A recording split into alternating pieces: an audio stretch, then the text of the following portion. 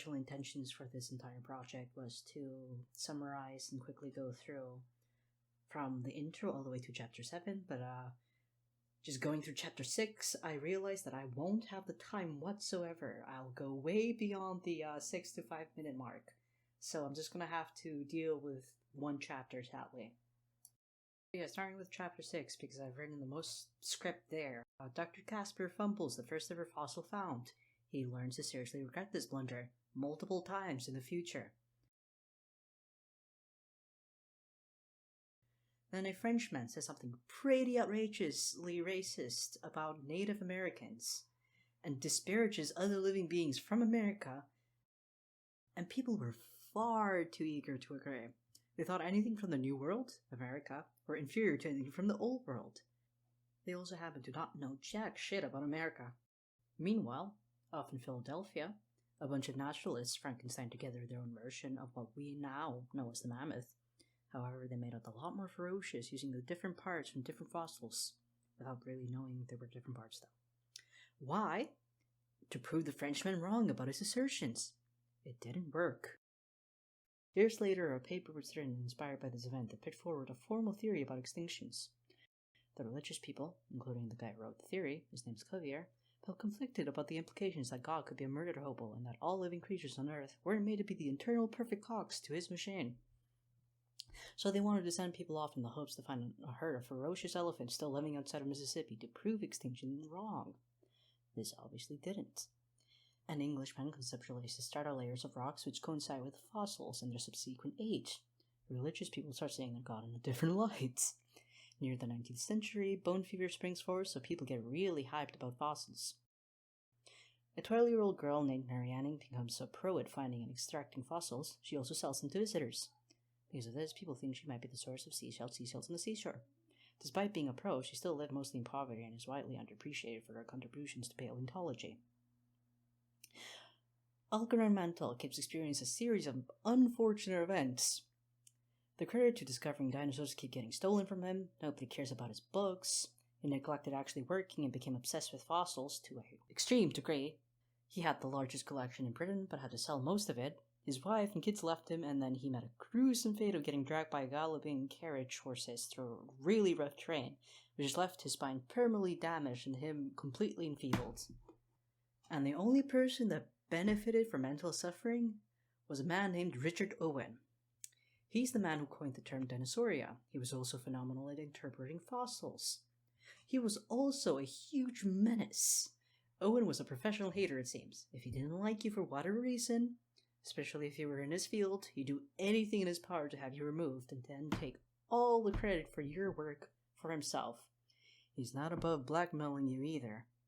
So that's exactly what he did to Mantel, and he had the fame and power to do so for a while before his claims were at all challenged. A mollusk was the start of his undoing. So far, he's also the only guy in the book who also gets dragged for his physical appearances matching his personality. Here's a reading directly from the book. Owen was not an attractive person, in appearance or in temperament. A photograph from his late middle years shows him as gaunt and sinister, like the villain in a Victorian melodrama, with long, lank hair and bulging eyes, a face to frighten babies. In a manner, he was so cold and imperious, and he was without scruple in the furtherance of his ambitions. He was the only person Charles Darwin was ever known to hate. Even Owen's son, who soon after killed himself, referred to his father as lamentable coldness of heart. What a description! Jeez. Here's a list of some of his crimes in quotation marks. Illegally taking limbs from cadavers, borrowing them. Plagiarizing, taking people's titles and credit. Persecuting people who he disliked. Blackmailing people.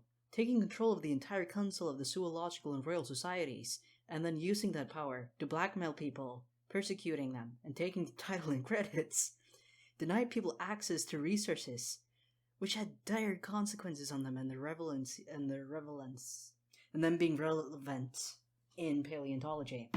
Systematically expunged Mantel's contributions in existence just so he can claim the work for himself. Bullied Mantel into basically killing himself by rejecting all of his research papers. And after Mantel died, Owen then kept his fucking spine. And then after he died again, belittled Mendel and lowered his social standing. And then he tried claiming credit for discovering an extinct mollusk, but failed and got called out for it. Although he seemed to somewhat redeem himself in the latter half of his life by basically pioneering the concept of public access to museums, which was otherwise gatekept by and for research institutes or the elites. Although you could argue that the idea would have also been plagiarized from Mendel, since Mendel himself felt obligated to have his house, his personal museum, free for public tours and whatnot, lest he ruin his reputation as a gentleman. And we know Owen isn't above plagiarizing, let alone absolutely shafting Mendel. And we're only through one chapter, and this video is already getting pretty long, so I need to fast forward a bit. Yeah. Two men started out as friends, but then quickly clashed into bitter rivals, and because they were so quick to compete with each other, they completely failed to realize what was in new fossils discoveries. And it took a very long time to sort out their mess. One guy writes a ton of important papers, but ends up poor because of his bad investments, and the other guy ends up living in a mansion.